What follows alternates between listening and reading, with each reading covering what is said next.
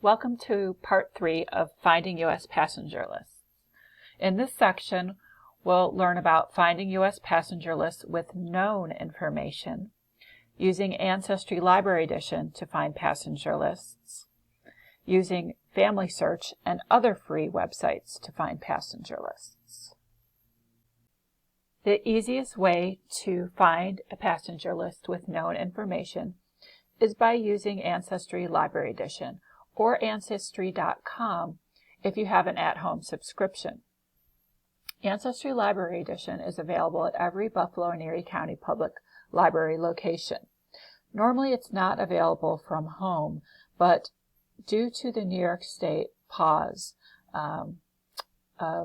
for COVID-19, there is temporary access from home with your library card. If you are outside of the Buffalo and Erie County area, check with your local library to see if they subscribe to Ancestry Library Edition if you don't have the home version for yourself. So we're going to start with the example that we looked at in the last videos for Mr. William Hennelly, who came into Portland, Maine on November 1st, 1923 on the SS President Polk. To access Ancestry Library Edition through the Buffalo and Erie County Library System, you go to the library's homepage, which is www.buffalolib.org, and you click on Research and Resources. Then under Research, click Databases A to Z. Up here, you will see a box. It's not showing on my screen now, but this is where you would put in your library card. If you're in one of our libraries, when we reopen, you won't need to put in a library card number. Then you scroll down to the categories and click Genealogy, and you click Ancestry Library.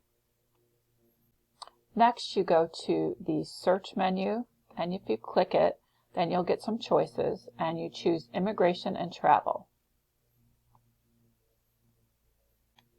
Next, you want to narrow down the category of records that you're going to be searching even further. So over to the right, under Narrow by Category, choose Passenger Lists. You can fill in as much or as little information as you would like, but what I recommend searching for is the person's name. In this case, it's William Hennelly. And putting in the arrival information. Again, this is assuming that you have documentation that provides the time and date of arrival and the location of arrival. So he arrived in November of 1923, and he came into Portland, Maine.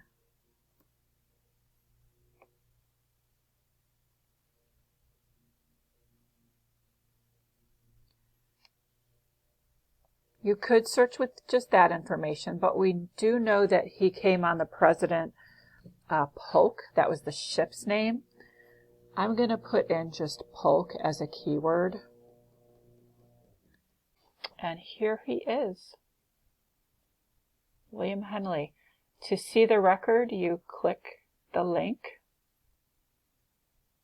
It gives a transcription of some of the information. And then you click View to see the actual passenger list.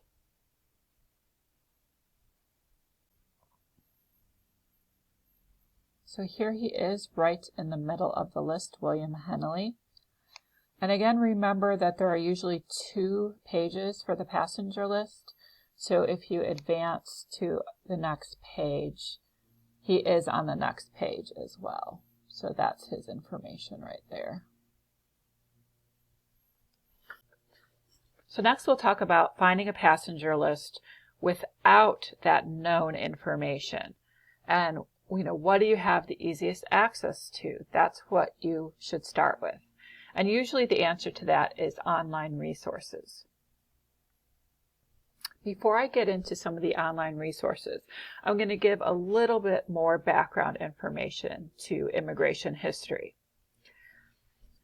From 1820 through 1900, about 70% of immigrants came through New York City. Before August 1st, 1855, immigrants came into New York Harbor, and there was no assistance or processing of immigrants. Unfortunately, there were people who liked to take advantage of immigrants. These people were called Immigrant Runners. So in the picture that I'm showing you from the New York Public Library, you can see where I pointed some arrows there.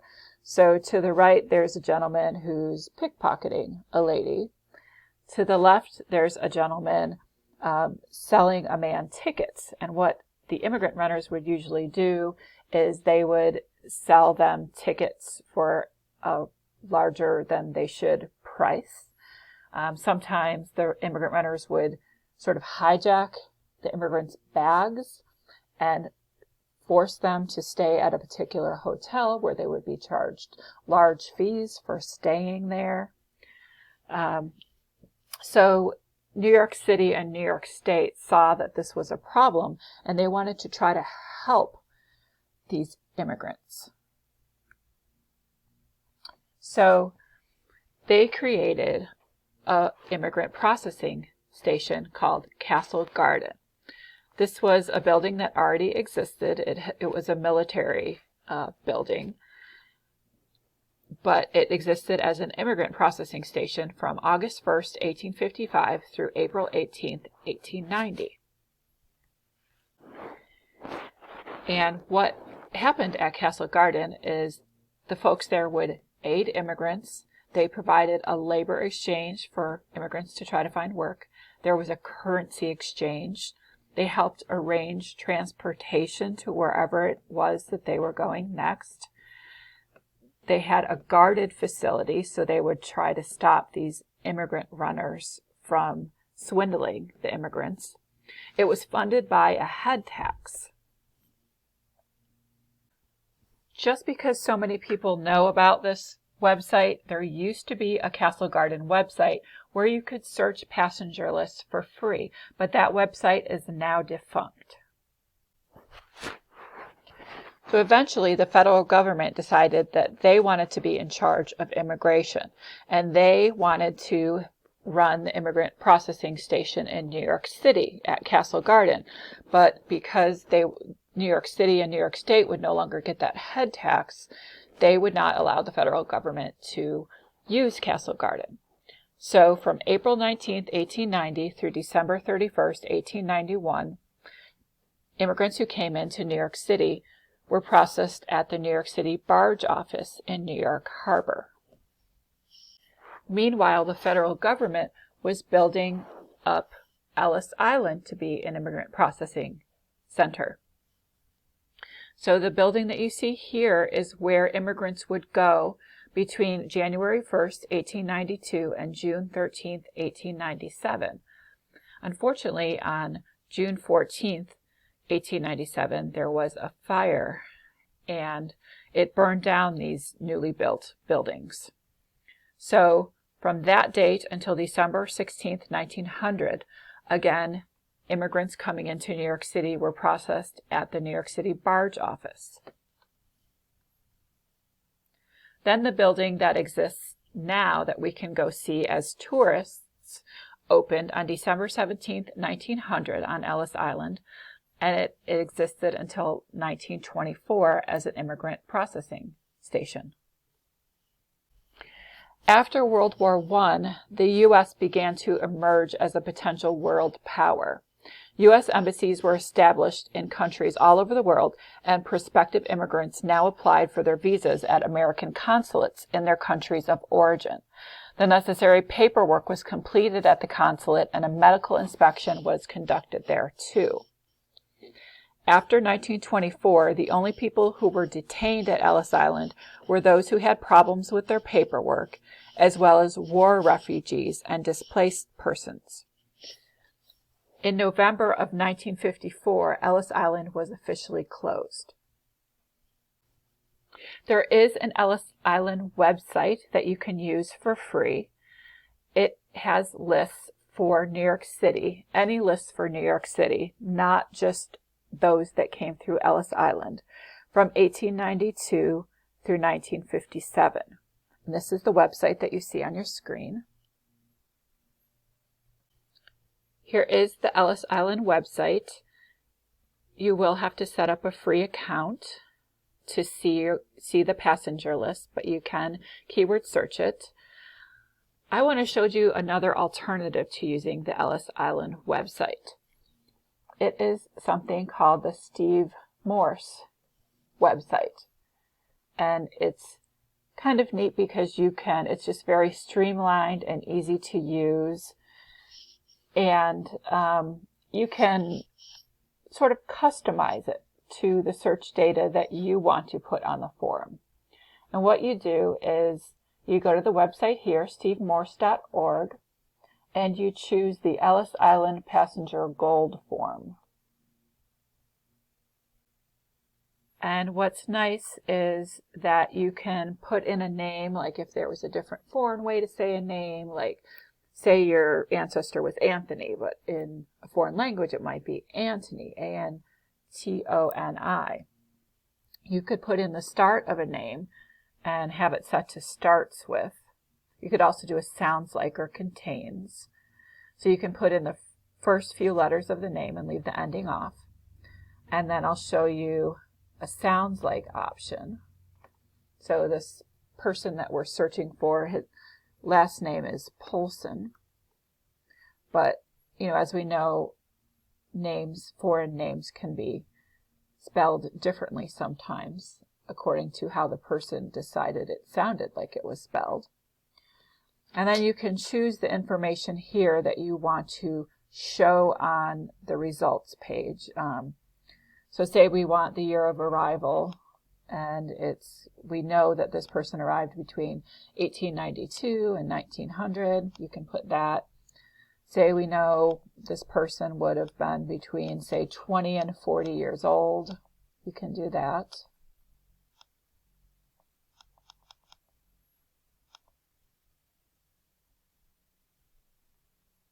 And then this is where you can check off the items that you want to see on the results page. So I'm going to keep name and town, year of arrival, year of birth, age,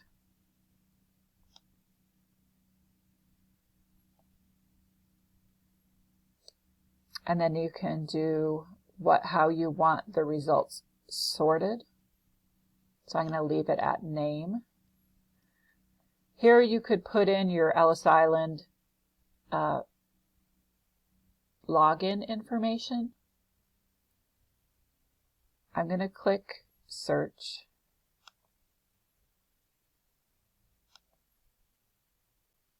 And you can see there's quite a variation from what I put in terms of the name, but it does include similar sounding names. You can see a lot of Antonia, Antonios, Anto, Antim, Antony. We can see when we get more towards the bottom that we start seeing names that are more similar to Polson, Paulson, Paulson. You can go to the next entries, and there's some more that kind of sound a little bit more like our Anthony.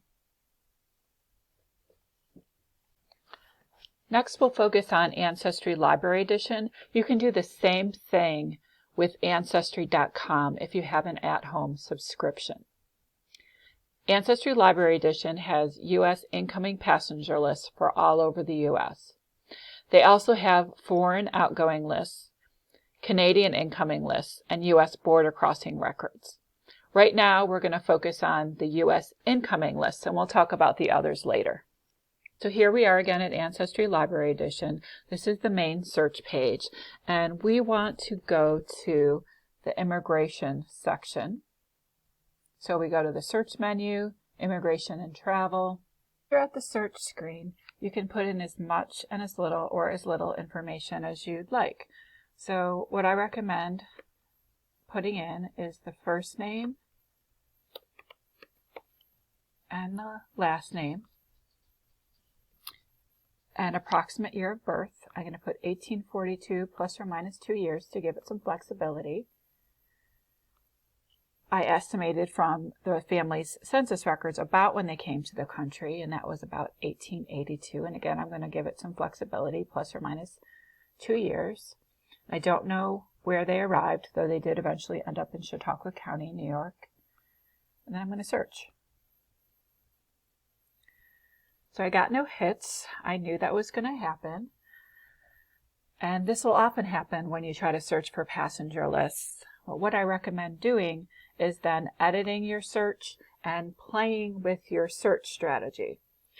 So one thing that you can do is you can take off the end of a word or the beginning of a word as long as you have 3 characters to work with, and you can put an asterisk in the place of the ending or beginning of the word. So I'm going to change it to Galoob instead of Galoobski, and I'm going to click search. And again, I get no hits. So next I'm going to edit the search, and I'm going to try asterisk in the beginning and put BSKI, and I'm going to put JUL for the first name and then an asterisk in case her first name might have varied. I'm going to click search.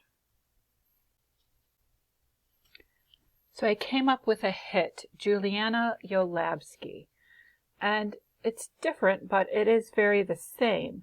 And I see the origin is Prussia, and this family was from Poland. So I'm going to look at this hit.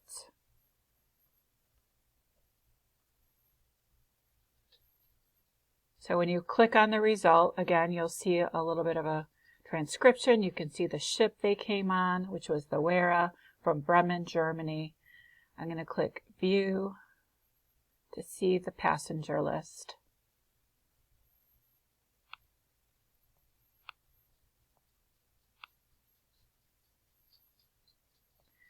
And I see Juliana Yolabski here. So I'm going to zoom in.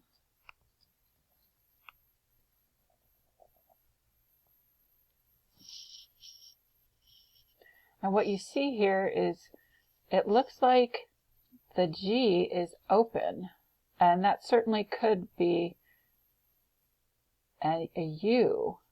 So looking at the children's names and all of their ages, I do believe that this is the family that I'm searching for. It's just the writing is a little bit different, so it was transcribed wrong. I'm going to show you one more search method. So something I try if I didn't get this hit. I often try to pick the least common first name of one of the family members to see if I'll get a hit. So I'm going to edit the search, and I'm going to just put in the first name, Valerie, because I thought this doesn't seem like a common name for the 1880s. And I'm going to take out the year of birth, and Valerie was born about 1880. I'm going to leave it plus or minus 2 years, the same arrival time frame. I'm going to make Valerie exact, and I'm going to see what happens.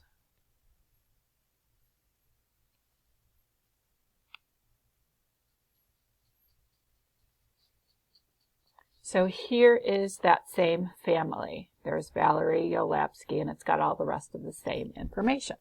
So that's another search strategy that you can use. And another strategy that would work is what you can do is you can put question marks in place of some of the letters. So I'm going to go back to Julie, put J-U-L asterisk, and I'm going to put question mark in place of the G, O-L, question mark in place of the U, and put in B-S-K-I. Got to change her year back to the right year, 1842, and click search. And I do get Juliana Yolabsky again. So those are some different things that you can play with if you're not getting the results that you expect.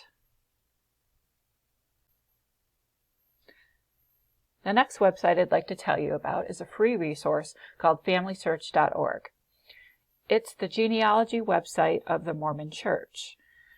Because of their religion, they do genealogy research, and for decades they've been digitizing and microfilming records from all over the world. They have the largest genealogical collection in the world, and their goal is to digitize all of their records and put them online for free. When you use this website, you will have to create a free account in order to get full access to the website. Although certain items you can't view online from your home. You might have to go to a special location and view them.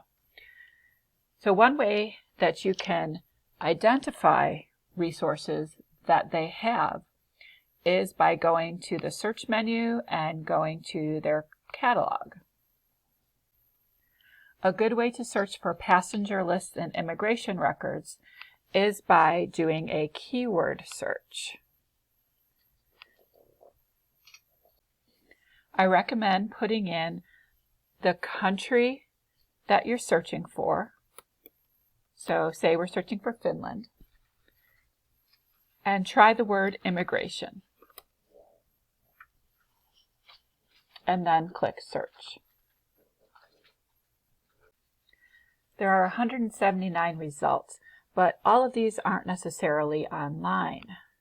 One way to ensure that you see just what's online is you can choose online and then update. You could have also chosen online when we first started our search. So these are records that have been digitized, and just looking through the titles here, something that stands out is this item right here, because it has the word immigrant in it, even though this record is in Finnish. And it's got a time frame here, and let's just say this is the time frame that we're looking for. So you can click on the record,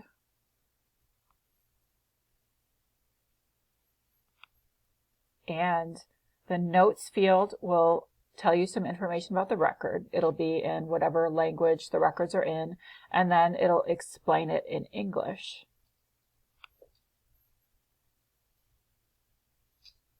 And then we see the different records.